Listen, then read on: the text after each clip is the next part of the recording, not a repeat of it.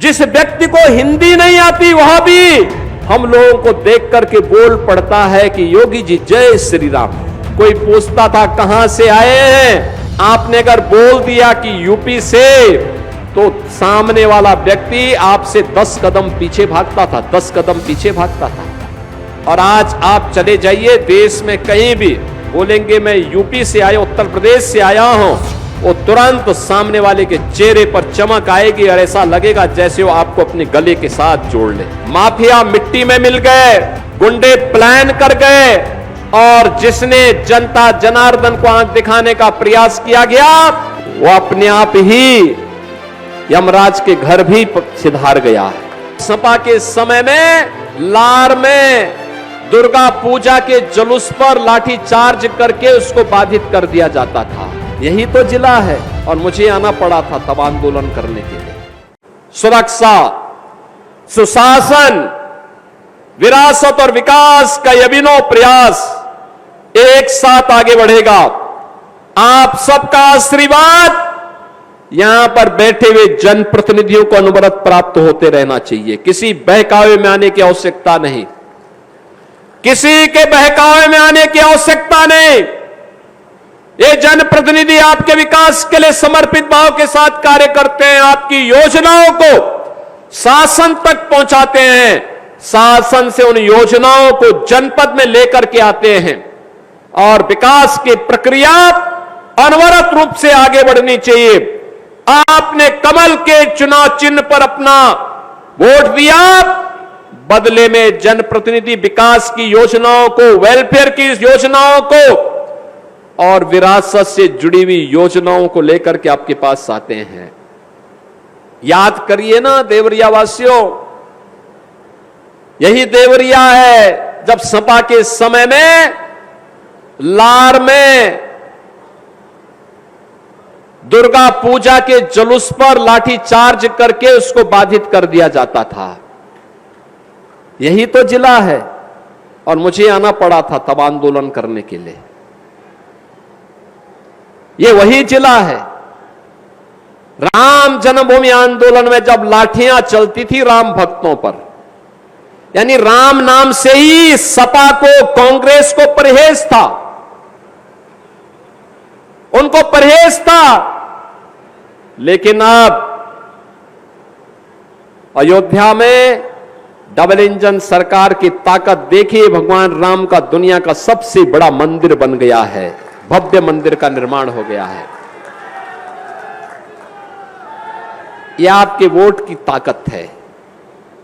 अच्छी सरकार आती है, अच्छा कार्य कर लेती है, पूर्वजों के उद्धार का कारण बनता है, उनकी आत्मा को सीम शांति मिल रही होगी, और आपको भी आशीर्वाद मिल रहा होगा कि चलिए आपके वोट ने वह करके दिखाया जो दुनिया के अंदर कहीं नहीं हुआ।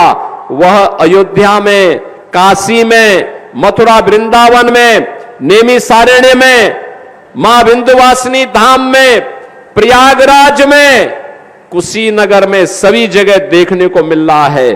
और अयोध्या में राम मंदिर को देख करके तो कोई ऐसा हिंदू देश और दुनिया के अंदर नहीं होगा जो अभिभूत न होता हो। ये विरासत और विकास का अद्भुत संगम आज यूपी की पहचान बन चुका है। और इसीलिए जहां कहीं हम लोग जाते हैं, उत्तर, दक्षिण, पूरब, पश्चिम, अरुणाचल में जाएंगे या महाराष्ट्र के सुदूर किसी कोने में, जम्मू कश्मीर हिमाचल में हो या सुदूर तमिलनाडु और केरल में, जहां कहीं भी जाते हैं हम लोगों को देख करके जिस व्यक्ति को हिंदी नहीं आती वह भी हम लोगों को देख करके बोल पड़ता है कि योगी जी जय श्री राम। आप सोचो ना, जो बेचारा हिंदी नहीं जानता वह भी हम लोगों को देख करके जब अभिवादन करता है तो यही कहता है कि योगी जी जय श्री राम। कहीं आप चले जाइए, ये हमारी पहचान बन चुकी है। आज राम से, कृष्ण से, बाबा विश्वनाथ से हमारी पहचान बन गई है। स्वाभाविक रूप से इन सभी देवी देवताओं का आशीर्वाद हमें प्राप्त हो रहा है, सीधे सीधे उनकी कृपा हमारे ऊपर हो रही है। हर उत्तर प्रदेश वासी की एक नई पहचान है। और सपा के समय यही पहचान क्या होती थी? गुंडे के रूप में होती थी, माफिया के रूप में होती थी। आप जाते थे देवरिया के बाहर, यूपी की बाउंड्री छोड़ करके जैसे आप चले गए, कोई पूछता था कहां से आए हैं।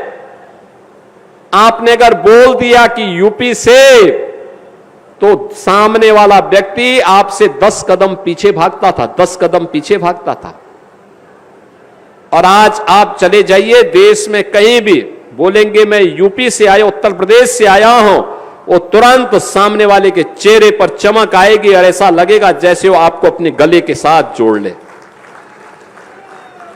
यह है नई पहचान। उन लोगों ने पहचान का संकट खड़ा किया, क्योंकि जाति के नाम पर विभाजन करने वाले, समाज को तोड़ने वाले, तुष्टीकरण की नीति पर देश के हितों के साथ खिलवाड़ करने वाले वे लोग थे।